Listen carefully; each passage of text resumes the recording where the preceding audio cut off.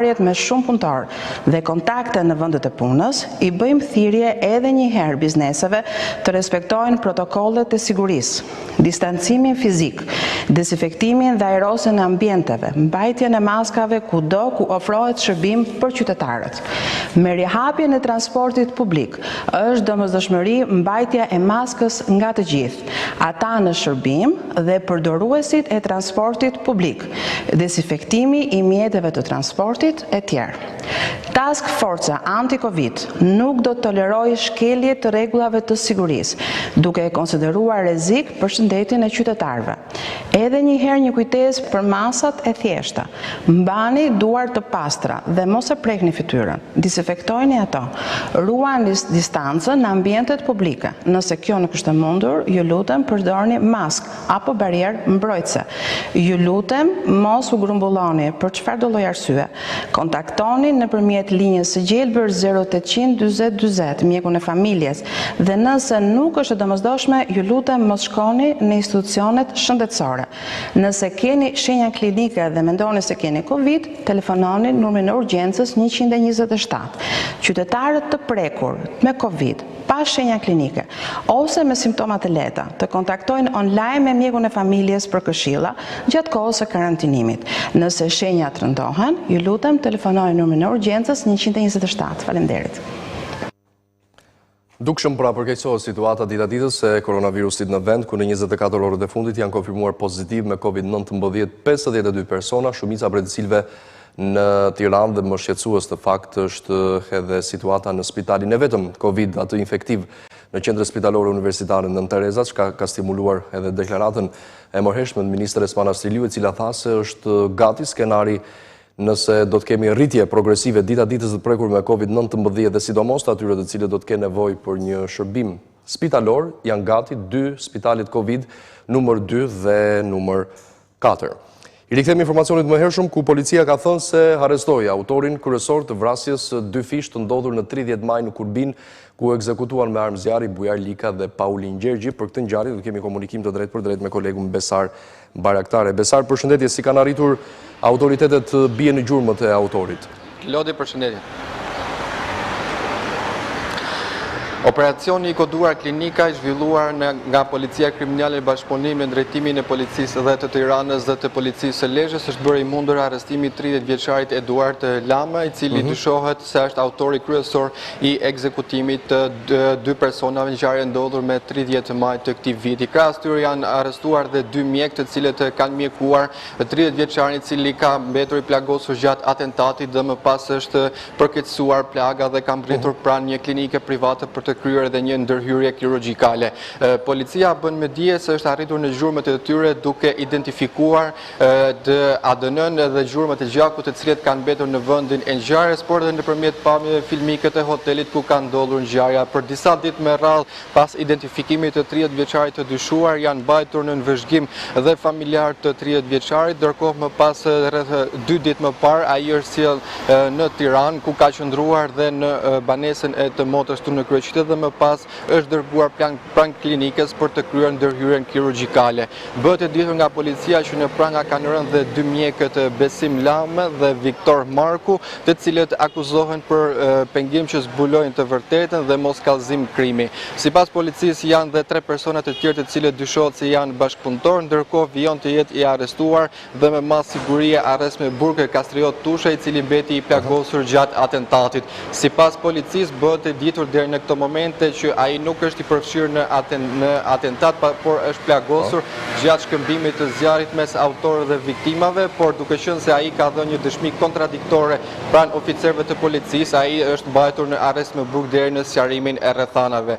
Burimet e policisë bëjnë me dije që 30 vjeçari është marrë në pyetje gjatë ditës së sotme, ku ai ka pranuar autorsinë e krimit, ndonse pa dhënë shumë detaje. Ai ka deklaruar që ka patur një konflikt të vjetër me viktimat, konkretisht me Bujar Likën, pasi nuk bëhet e ditur që të ketë patur një konflikt me viktimin tjetër. Këto janë të dhënat të fakt deri më tanishme, ndërkohë po punohet dhe për kapjen e 3 autorëve të tjerë të kësaj ngjarje. Besar, faleminderit dhe punë të mbarë. Mbetemi tek argumentet e kronikës, gjyqtarët e shkarkuar Nga procesi vetingu në gjykatën e lartë dhe atë kushtetuese, me sa duket, nuk do t'jenë të qetë edhe pas largimit nga detyra. Struktura e posaçme antikorrupsion mësohet se ka nisur hetimet në dyshimet për vendimet e marra nga gjykata e lartë ndër vite pas dyshimeve për korrupsion dhe favorizime nga gjyqtarët të cilët janë kapur me shkelje dhe pasurit pa justifikuara. Burime zyrtare kanë thënë se struktura e posaçme antikorrupsion ka sekuestruar dosjet e të gjithë gjyqtarëve të gjykatës së lartë dhe kushtetuese të dhëna nga gjyqtarët e shkarkuar nga procesi vetingut. Ndërkaq burime nga SPAK kemi verifikimin nëse ka element të veprës penale si pastrim parash, korrupsion dhe fshehje pasurie për shkak të funksionit që ka pasur gjyqtarët e shkarkuar nga gjykata e lartë dhe që janë shkëlzen në Selimi, Admir Thanza, Tom Dreca, Gani Dizdari, Fatos Lulov, Fatmir Hoxha, Altina Hoxhaj, Artan Broci, Artan Zeneli, Xhezair Zaganjori dhe Edmond Islamaj. Edhe në gjykatën kushtetuese, më shumë se gjysma e anëtarëve janë shkarkuar nga vetingu kryesisht për probleme me pasurinë.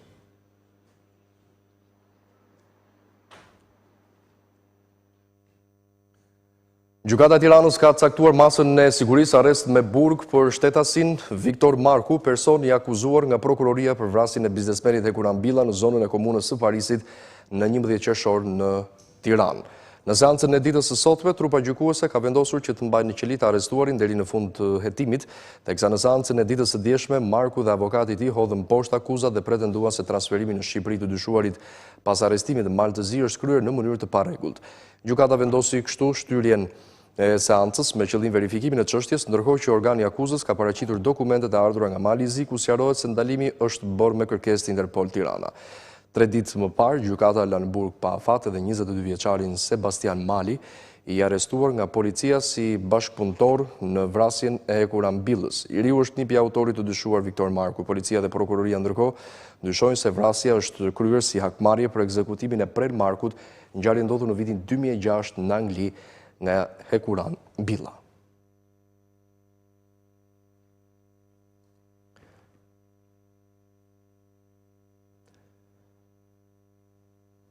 Bashkëkryetari i Komisionit Posaçëm Parlamentar për Reformën Zgjedhore Ndër ka kërkuar mbledhjen e grupit negociator të Këshillit Politik në 24 qershor në një kohë kur drafti i ndryshimeve në kodin zgjedhor ka mbetur ende pezull. Mirë, gazetari kolegu Everest Dedaj na përcjell më shumë detaje rreth zhvillimeve më të fundit palëve politike për këtë çështje. Everest, përshëndetje. Përshëndetje, Klodi. Atëherë pritet fakt që drafti i dërgohet dhe Parlamentit, puna për reformën zgjedhore është pezulluar. Çfarë presim nga kjo mbledhje në fakt? Është vetëm një çështje e rëndësishme, duhet theksuar për faktin se pjesa, edhe pse ka dhe disa çështje tjera të cilat ende nuk janë mbyllur, janë kryesisht çështje teknike të cilat nuk kërkojnë shumë kohë, por ajo çfarë palët i mban peng është pikërisht mënyra se si do të strukturohet komisioni i ri qendror i zgjedhjeve pas riformatimit dhe pas formulës së re mbi të cilën do të funksionojë ky institucion. Kjo për faktin se mazhoranca kërkon që pjesë pra atij komisionit ketë edhe përfaqësues të opozitës parlamentare. Pra në një farë forme njihen dy opozita që ka për Partinë Demokratike dhe aleatet e saj është e papranueshme për faktin se opozita përcaktohet në momentin kur dalin pra rezultatet zgjedhore dhe si rrjedhoj ato theksojnë se opozita është ajo që ka dalë në 2017, pra Partia Demokratike dhe aleatet e saj dhe jo deputet apo individ të cilët kanë marrë mandatin dhe po kërkojnë që të krijojnë grupe apo ndoshta edhe parti të reja për t'i quajtur opozit. Kjo ka sjell një ngërç në mënyrën se si do të ndahet pra komisioni i ri zgjedhor. Në fillim ajo çfarë solli debat dhe çfarë e mbajti pothuajse për më shumë se 10 ditë peng pra reformën zgjedhore ishte formula mbi të cilën zgjidhen anëtarët e ri të Komisionit Qendror të Zgjedhjeve. Tashmë duket se ka një farë dakordësie për sa i përket formulës me propozimin e dytë të Partisë Demokratike ku kryetari i kuvendit është ai që organizon të gjithë procedurën, ndërsa brenda kuvendit ngrihet një grup juristësh të pavarur të cilat merren dhe shqyrtojnë të gjithë kandidaturat sa i përket aspektit profesional dhe aspektit ligjor pra të përmbushjes kritereve. Duket se kjo në një farë forme është pranuar dhe sot do të debatohet gjithësisht për mënyrën se si partitë politike pra do të përfaqësohen në Komisionin e ri qendror të zgjedhjeve, për faktin se aktualisht është Komisioni Qendror i Zgjedhjeve ka përfaqësues pra të cilët mbështeten nga ana e opozitës, por edhe përfaqësues të cilët mbështeten pra nga ana e mazhorancës ka një lloj balance politike dhe kjo po kërkohet gjithësisht nga Partia Demokratike dhe aleatet e saj. Pra një farë forme që institucionet e reja të kenë një balancë politike, jo vetëm sa i përket vendimmarrjes, por edhe për mënyrën se si do të funksionojë pra i gjithë administrimi zgjedhor. A mos ndoshta e përkeqëson paksa edhe situatën sa i përket dakordësisë partive politike veres deklarata e kryeministrit që tha se në kushtet kur afati po përfundon, edhe në mungesë të një dakordësie të plot me palët politike brenda dhe jashtë parlamentit, drafti do shkojë në parlament për të votuar. Besoj se do të jetë një moment kur do t'i një farë forme do të presionoj palët në mënyrë që të ulen dhe gjendje zgjedhje. Të paktën me sa unë kam komunikuar nga përfaqësues Partisë Demokratike në Këshillin Politik, ata theksojnë se është e pamundur dhe do të ishte hera e parë në gjithë historinë post-komuniste që kodi i ri zgjedhor të jetë i njëanshëm, pra të miratohet vetëm nga njëra palë, çka do të thotë prishje të rregullave të lojës. Kujtojmë që sa herë është rishikuar kodi zgjedhor, ky proces është bërë me konsensus për faktin se ka të bëjë me garancitë politike dhe jo vetëm, edhe ligjore të forcave, të gjithë forcave politike kryesore në vend, pasi ka të bëjë me procesin zgjedhor, çka do të thotë se gjithmonë rregullat e lojës duhet të jenë të pranuara nga të gjitha palët. E qartë, veres faleminderit për informacionin, shpresoj të mund të marrni vijë. Vjoj me të tjera informacionet ditës, transporti ndër qytetas do të nisë ditën e nesërme dhe funksionimin normal. Do të shohim situatën me përfaqësuesit e transportit publik dhe ndër qytetas në qytetin e Korçës, se si do të jetë e përcaktuar kjo rinisje pasi periudhë relativisht të gjatë pushimi. Kolegu Artin Aliri për cilë detajet. Përshëndetje Artin. Gjithsesi, sapo të kemi edhe Artinin gati, në vijat përgjithshme kemi përcjellë edhe përmes deklaratave të tyre përfaqësues transportit publik ndër qytetas kryesisht në disa rrethe do të nisë prej ditës nesërme në kushte normale dhe kërkesat e tyre do të vazhdojnë që të plotësohen ose më saktë do të kërkojnë në vazhdimsi për të plotësuar nga ana e autoriteteve. Shkojmë në firmë Inelda Vallin, e kemi? Po, Inelda, përshëndetje. Lodit, përshëndes. Atëherë, çfarë vendimi është marrë për të nisur transportin ose jo ditën e nesërme në qytetet e tjera nga firri? Në fakt, kanë qenë 200 shoferët autobusëve të linjave të brendshme dhe linjave kombëtare që janë mbledhur pak më herët në vendin e quajtur stacioni i trenit në qytetin e Firit për të protestuar. Ata kanë 3 kërkesa që i kanë deklaruar ditën e sotme për të plotësuar. Kërkesa e parë në fakt ishte me nisjen e linjave të transportit ndër qytetas, një pikë e cila është plotësuar me anë të deklaratës që kanë nxjerrë edhe Ministria e Shëndetësisë dhe Ministri Zotëta Manasiliu, ndërkohë pikat e tjera që kanë kërkuar shoferët e transportit ndër qytetas kanë të bëjnë edhe me luftimin e informalitetit, me luftimin e atyre autoveturave që punojnë të palicencuara duke krijuar konkurrencë të pandershme për të gjithë shoferët e transportit ndër qytetas. Pika tjetër që shoferët kanë kërkuar në këtë protest ka të bëjë me subvencionimin nga shteti, pasi në të gjithë këtë periudhë kanë qëndruar të pezulluar, ndërsa në rinisje të transportit të tyre thonë që nuk do të ketë një rritje të çmimit të biletave dhe për këtë arsye kërkojnë një subvencionim apo një mbështetje nga shteti në lidhje me gjithë këtë situatë, pasi do të punojnë edhe me 50% të kapacitetit të tyre. Ata kanë pranuar në fakt për të punuar me të gjitha kushtet që mund të vendosë Ministria e Shëndetësisë në lidhje me protokollin apo masat e sigurisë ndaj situatës krijuar. Në fakt e gjithë periudha e pandemisë ka krijuar një situatë vështirë ekonomike për gjithë drejtuesit e automjeteve. E përmenda edhe më herët që kanë qenë 200 autobus për nga 2 të punësuar janë gati 400 familje që gjatë 3 muajve apo 4 muajve të situatës së pandemisë kanë pasur vështirësi të shumta ekonomike, ndërsa janë kompensuar vetëm me anë të një pagë lufte e pamjaftueshme për këta të fundit. Por për më tepër se çfarë kanë thënë vetë shoferët e linjës së transportit, le t'i ndjekim në këto sinkrone të marra. Sot jemi mbledhur këtu transporti publik i qytetit Fier, është mbledhur sot që të protestoj për daljen tonë në punë, se situata jonë është shumë e rënduar, pasi po vemi afërsisht 4 muaj pa dalë në punë.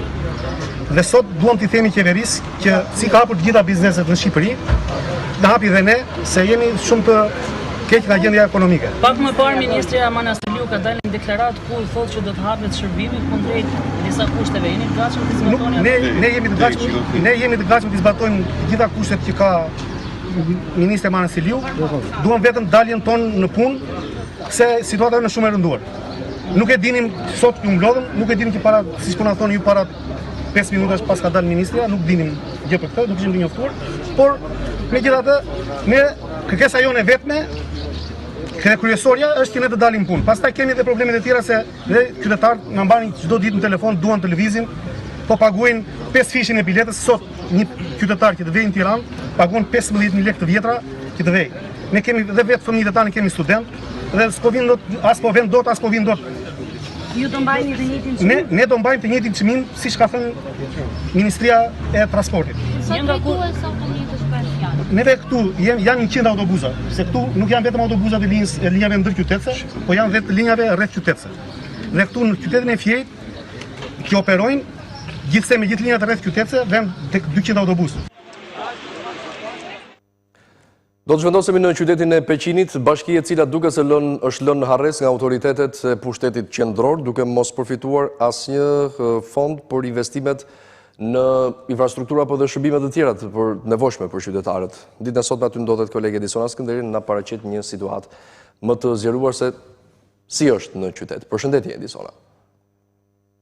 Përshëndetje Klodi, në fakt është një situatë për të ardhur keq ajo e qytetit Peqinit, pasi nga të 7 bashkit e qarkut të Elbasanit, Peqini është e vetmja bashki e cila deri më tani nuk ka njohur asnjë investim për sa i përket së paku projektit të rilindjes, i cili synon në transformimin së paku të qendrës së qytetit dhe kthimi në një vend atraksioni si për qytetarët, por gjithashtu edhe për vizitorët. Prej vitesh tashmë nuk është bërë asnjë ndërhyrje në qendrën e qytetit, duke bërë që ky qytet dhe vetë qytetarët e tij të ndjehen të harruar nga qeveria shqiptare.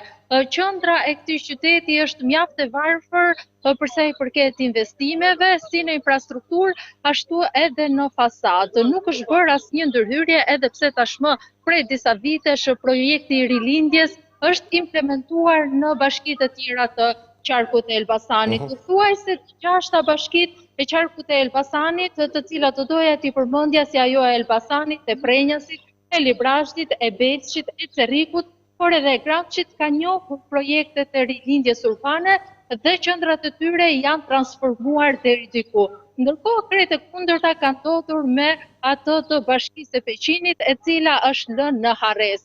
Situatë e cila ka indinjuar edhe vetë qytetarët e kësaj bashkie, të cilët shprehen se tashmë nuk kanë asnjë shpresë, asnjë mënyrë për të jetuar në këtë qytet, bëjnë thirrje për ndihmë, pasi deri diku edhe ata vetë tashmë janë mërzitur nga kjo situatë, nga varfëria që ka vend dhe pamundësia për të pasur një mënyrë jetese të mirë. Ne patëm mundësinë të merrnim disa nga mendimet e qytetarëve të Peqinit, të cilët luftoj të ndiqni tani.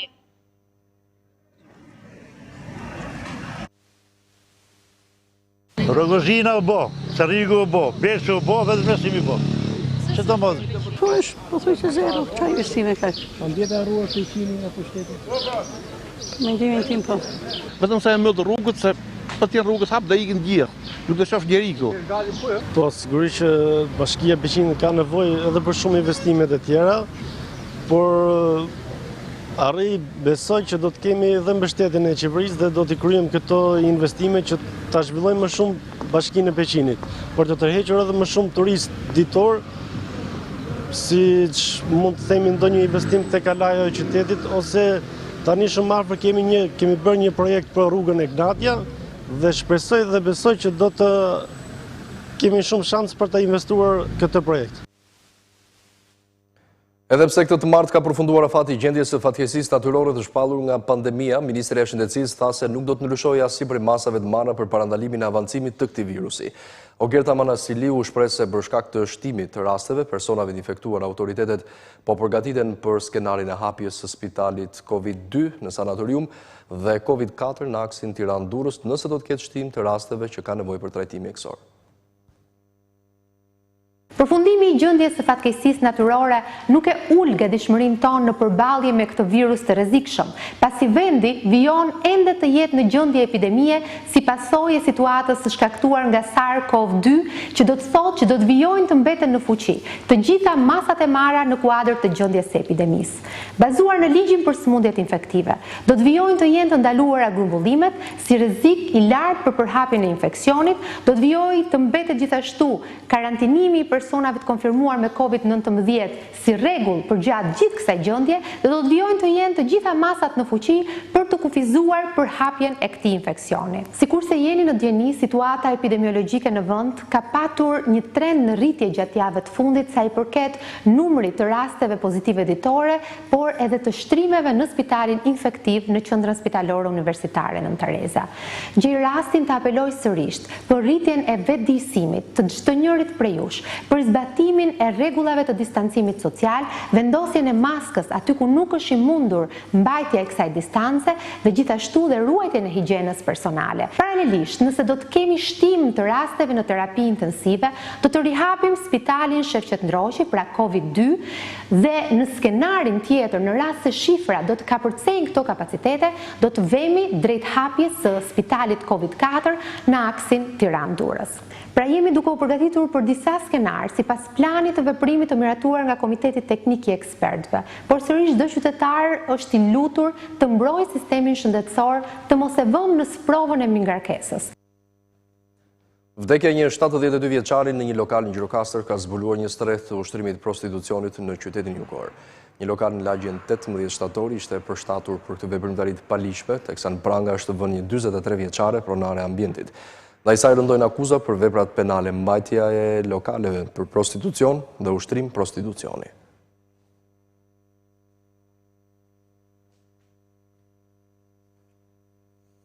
Kreu i demokratëve në Senatin Amerikan, Chuck Schumer, i ka bërë thirrje Departamentit Amerikan të Shtetit që të mbështesë reformën zgjedhore në Shqipëri dhe veçanërisht të drejtën e votës së diasporës.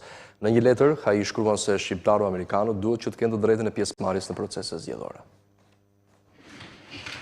Komuniteti i diasporës shqiptare që kërkon të drejtën e votës mori një mbështetje të madhe nga kreu i demokratëve në Senatin Amerikan, Chuck Schumer, i cili i bëri thirrje Departamentit të Shtetit të mbështesë marrëveshjen për reformën zgjedhore në Shqipëri dhe kërkesën e diasporës për të votuar nga vendet ku jetojnë. Në një letër dërguar të hënën sekretarit të Shtetit Mike Pompeo, demokrati Chuck Schumer shkruan se si senatori me më eksperiencë i New Yorkut, ku ka një komunitet të madh shqiptaro-amerikan dhe si përkras prej kosh i demokracisë dhe vetëvendosjes në Shqipëri dhe Ballkan, ju shkruaj për të shprehur mbështetje për përpjekjet e fundit për të përmirësuar procesin zgjedhor në Shqipëri. Senatori Schumer e cilëson marrëveshjen mes palëve politike një hap të rëndësishëm përpara për Shqipërinë, drejt zhndërimit në një demokraci plotësisht të integruar në Bashkimin Evropian. Veçanërisht Schumer i bëri thirrje Departamentit të Shtetit dhe zyrës për çështjet europiane dhe euroaziatike të mbështesë publikisht të drejtën e diasporës për të votuar. Në përputhje me praktikën e mbi 150 vendeve të botës, përfshirë thuajse të gjitha vendet europiane, shqiptaro-amerikanët duhet të kenë të drejtën të marrin pjesë në zgjedhje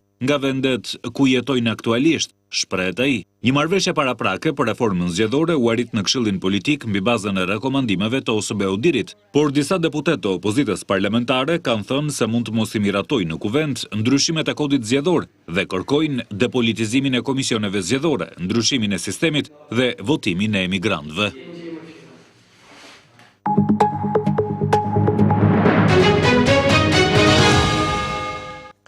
Presidenti i Serbisë Aleksandar Vučić ka marrë një fitore